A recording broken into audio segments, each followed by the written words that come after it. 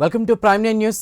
ఢిల్లీలో మరో నిర్భయ తరహా దారుణం వెలుగు చూసింది. కదులుతున్న బస్సులో మహిళపై 2 గంటల పాటు సామూహిక అత్యాచారం జరిగింది. సీసీటీవీ ఫుటేజీ ద్వారా పోలీసులు బీహార్ రిజిస్ట్రేడ్ వాహనాన్ని కూడా గుర్తించారు. నిందితులను డ్రైవర్ ఉమేష్, హెల్పర్ రామేంద్రగా కూడా గుర్తించడం జరిగింది. కోర్టులో వీరిని హాజరుపరిచి జ్యుడిషియల్ కస్టడీకి పంపినట్లు ఢిల్లీ పోలీసులు ఇప్పటికే తెలిపారు. ప్రస్తుతం దీనిపై దర్యాప్తు కొనసాగుతుంది. అయితే ఇన్సిడెంట్కి సంబంధించిన డీటెయిల్స్ తెలుసుకునే ప్రయత్నం చేద్దాం. మా నేషనల్ బ్యూరో చీఫ్ కళా సిద్ధంగా ఉన్నారు. కళా, ఢిల్లీలో నిర్భయ లాంటి ఇన్సిడెంట్ చూసిన తర్వాత మళ్ళీ ఇలాంటి ఒక దుర్ఘటన జరగడం అనేది నిజంగా చాలా బాధాకరం. సో ఎన్ని చర్యలు తీసుకుంటున్నా కూడా ముఖ్యంగా రాత్రి వేళ ప్రయాణాల్లో పోలీసులు ఎలాంటి జాగ్రత్తలు తీసుకోవాలా ఇలాంటివి రిపీట్ కాకుండా ఉండాలంటే?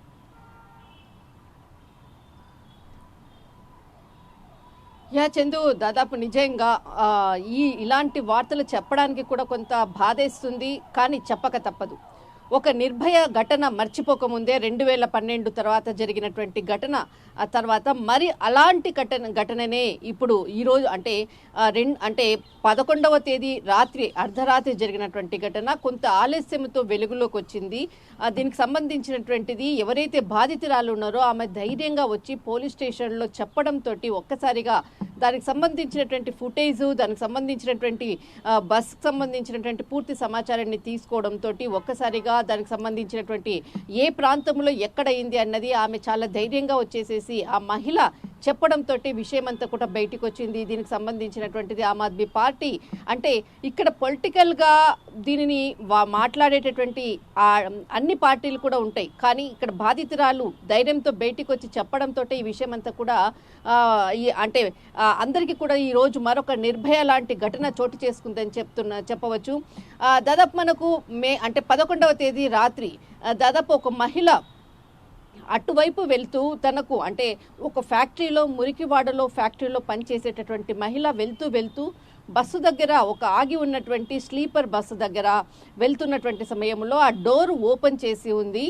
ఆ సమయంలో అక్కడ వెళ్తున్నటువంటి అంటే ఆ బస్సు దగ్గర నిలబడినటువంటి వ్యక్తిని ఆ మహిళ టైం ఎంతైంది అన్నా అని అడిగినప్పుడు అతడు వెంటనే ఆ మహిళను ఆ బస్సులోకి తోసి దాదాపు 2 గంటల పాటు ఆమెపై అత్యాచారం చేసినటువంటి ఘటన.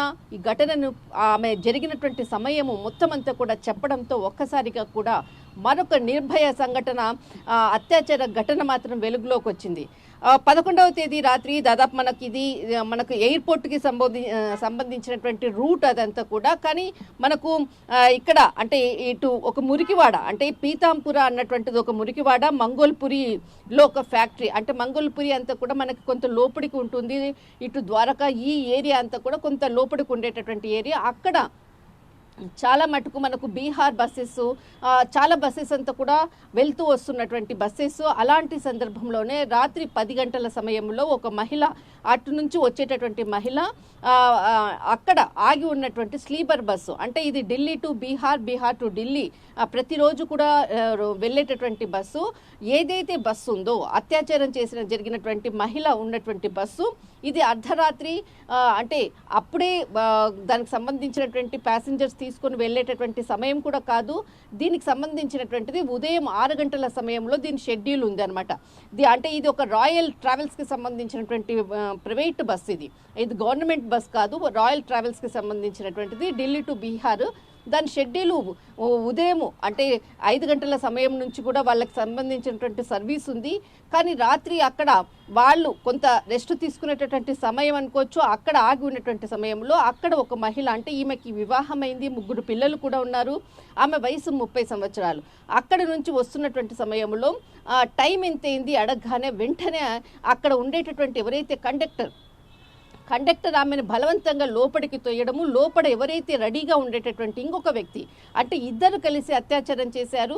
ఆ వ్యక్తి వెంటనే ఆమెను లోపలికి లాగేసి అది స్లీపర్ బస్సు అంటే ఏసీ స్లీపర్ బస్సు, అందులో కూడా అంటే మిర్రర్స్ అంతా కూడా క్లోజ్ ఉంటుంది, కర్టన్స్ ఉంటుంది.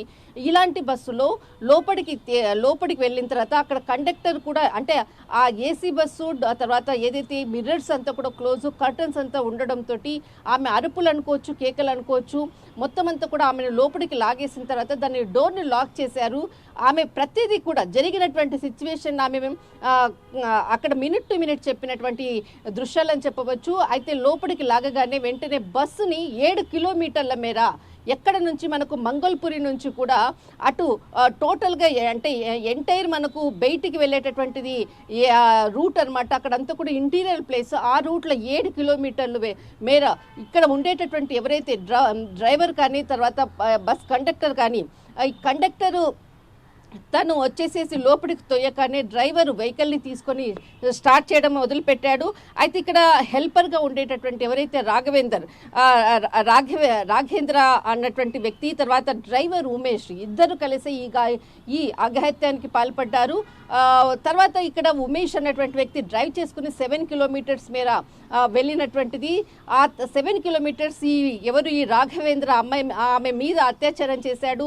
ఆ తర్వాత మళ్ళీ ఇతడు డ్రైవింగ్లో కూర్చొని ఆ తర్వాత అప్పటి వరకు కూడా మొత్తం అన్ని లాక్స్, ఆమె అరుస్తున్నా కానీ ఎక్కడ కూడా బయటికి కూడా శబ్దం వినపడలేనటువంటి పరిస్థితి అని చెప్పవచ్చు. తర్వాత ఈ వ్యక్తి రాఘవేంద్ర మళ్ళా డ్రైవింగ్ సీట్లో కూర్చొని ఎవరైతే అంటే చెప్పడానికి కూడా మాటలు రానటువంటిది దాదాపు అర్ధరాత్రి 2:30-3 గంటల వరకు కూడా ఆమె మీద అత్యాచారం చేసినటువంటిది. ఒకరి తర్వాత ఒకరు ఆమెని అత్యాచారం చేసి చివరికి ఒక ఇంటీరియర్ ప్లేస్లో ఆమెని కింద పడేసినటువంటి దృశ్యాలు, పడేసి వెళ్ళిపోయినటువంటిది.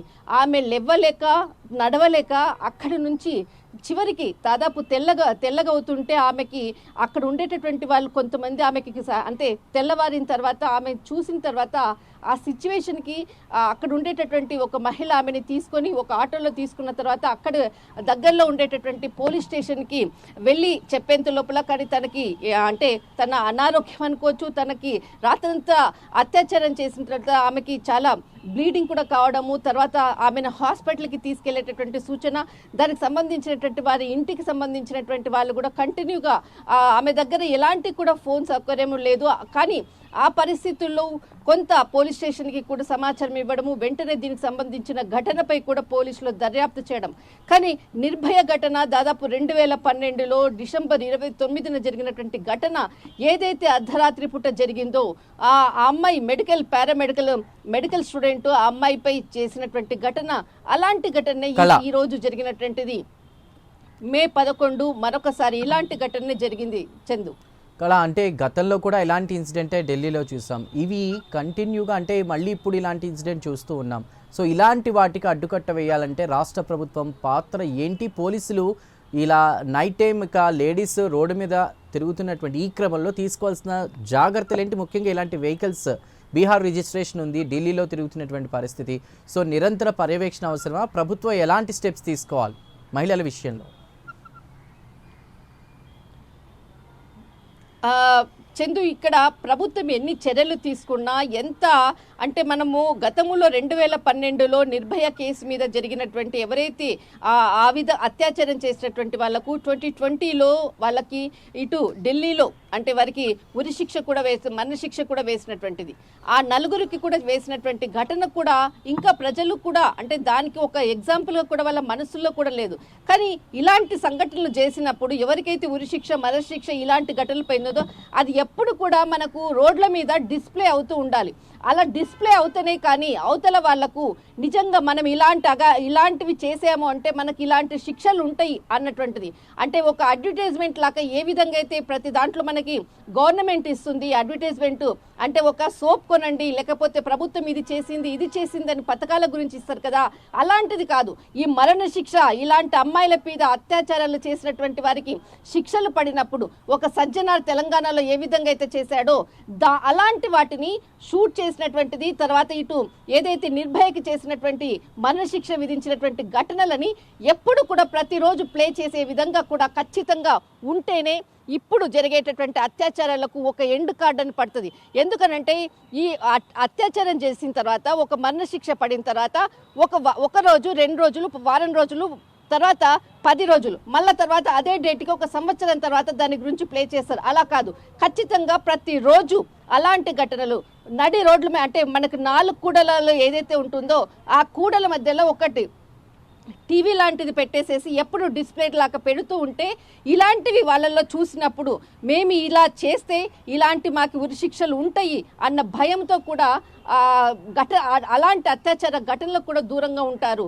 తర్వాత ఇక్కడ ఢిల్లీలో వచ్చేసేసి మనకు నోయిడా అనుకోవచ్చు, ఘజియాబాద్ అనుకోవచ్చు, చాలా ఇంటీరియర్ ప్లేసెస్ రాత్రిపూట వెళ్ళాలి అంటే కూడా చాలా భయం వేస్తుంది. కానీ ఇక్కడ సెక్యూరిటీ అంటే మనము కొన్ని వేల మంది కూడా రాత్రిపూట కూడా సెక్యూరిటీ ఉంటారు. కానీ ఎన్ని వేల మంది కానీ సెక్యూరిటీ పెడుతుంది ప్రభుత్వం? మన సేఫ్టీ మనం ఖచ్చితంగా మనం చూసుకోవాలి. మనం అంటే వెళ్ళేటప్పుడు కూడా చాలా జాగ్రత్తగా ఆలోచించి వెళ్ళాలి.